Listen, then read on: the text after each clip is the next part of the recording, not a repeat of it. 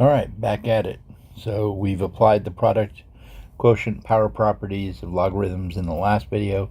We also wrote logarithmic expressions in expanded form. So now we're going to try to combine them into a single logarithm. This can be helpful when solving. Again, both cases, expanding them and compacting them into a single logarithm can be useful in different places in the solving process. So this rule is going to be helpful, and then we'll apply the change of base formula to help you. We can make change of base useful, and it's actually useful in solving some problems, but also more importantly because some calculators, there's quite a few calculators, actually can't change the base, so we're going to do those. All right, so here's our first one. This is a logarithm, and we want to write it as a single one with a coefficient of 1, and we want to simplify as much as we possibly can.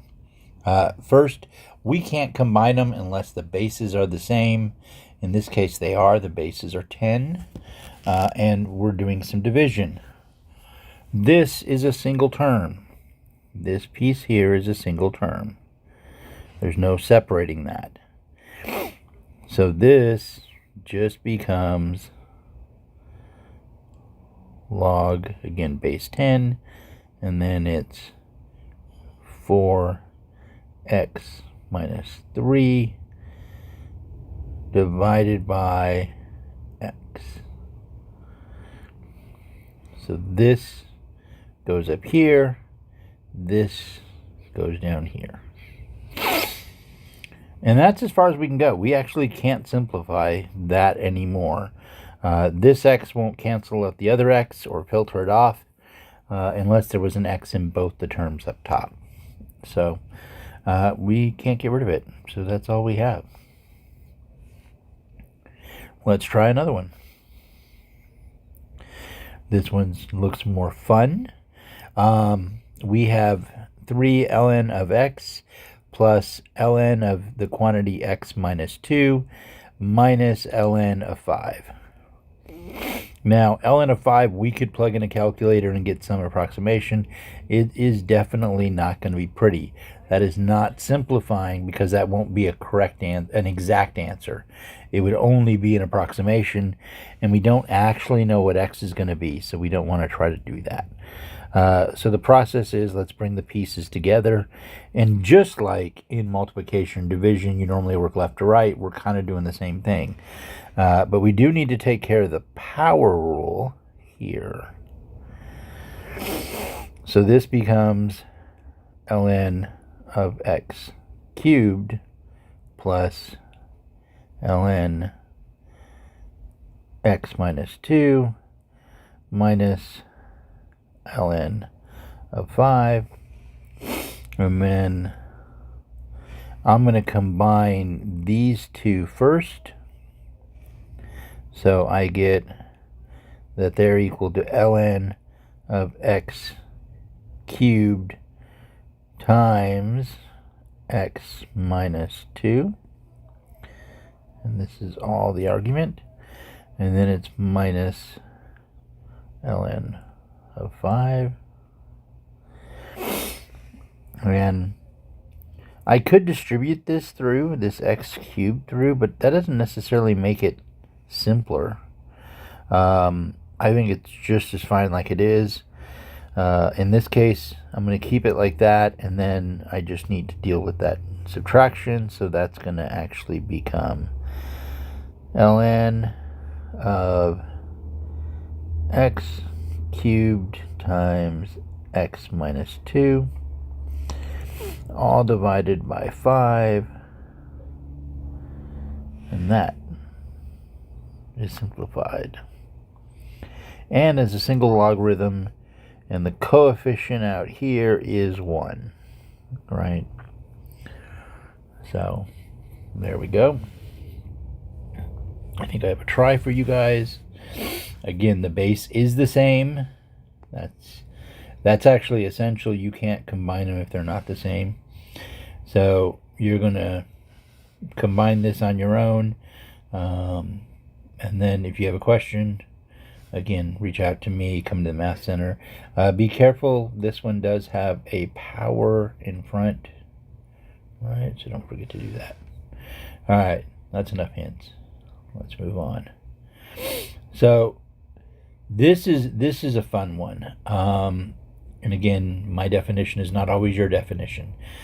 Here we're given some approximate values for log of b, log base b of 2, and we're told that it is approximately 0.4307, and log base b of 3 is approximately 0.6826, and log base b of 7 is approximately 1.2091.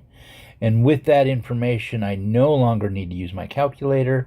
I can actually solve these. That's pretty cool. So let's do that. So what does this say? This says, this piece here, log number 1, says log base b to the power 221, log base b of 21. But I actually know that I can factor 21 to be 3 times 7. So this is really saying log base b of 3 times 7. But that could be split and then written as log base b of 3 plus log base b of 7. Well, I know what b equals, or I know what 3 equals. That is 0.6826 plus, I know what 7 equals. It's 1.2091. I'm going to put these above each other just because they're easier to add that way. So 0.6826, 1.2091.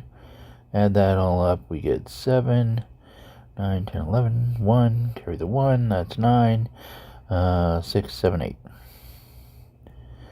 And there we go. So this is equal to that. All right, I'll do the next one. I'll do number 2. Same idea, 7 divided by 2, so I can write that as a subtraction problem, right? So this becomes log base b of 7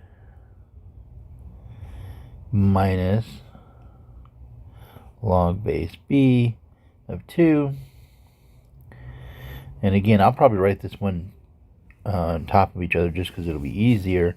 Log of 7 is 1.2091 subtracted by 2, so that's 0.4307. We're going to do a subtraction, so borrow from the 9, it becomes an 8. This becomes an 11.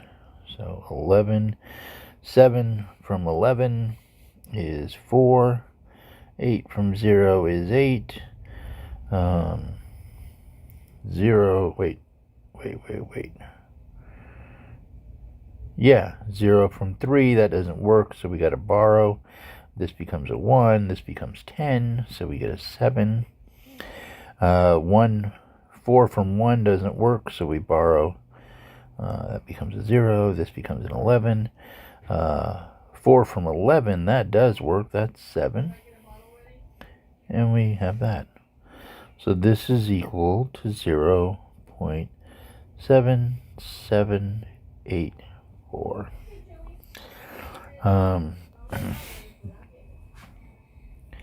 Knowing some properties like this, where we actually don't know what the base is, this happens more in real life than most people want to realize. Because it's hard to figure out the bases, and we often end up just using ln to do a lot of these because we assume the base is e, the natural coefficient, because it appears everywhere. So we often just assume that that's going to be the one, and it's usually right, but sometimes it's not. So we have to figure out some other base, and we usually will just get some approximate values that fit in our model, and then we will do stuff like this. This happens a lot in business where you guys plan growth of whatever that may be, a company, stocks, a product, all those sort of things. And you actually plan them with the idea of, we don't really know what that base is going to be, so we estimate, approximate, whatever you want to call it, and you'll just approximate a few values that are important to you, but from those few values you can usually determine all the rest, and that's what we did here. You guys get to do the try, so there you go, and then we'll move on. Great. So now we've written them as a single logarithm. Let's apply the change of base formula. This can be useful in a lot of calculators. I don't even know if most phone calculators, I don't think, can change base automatically. So you have to use the change of base formula.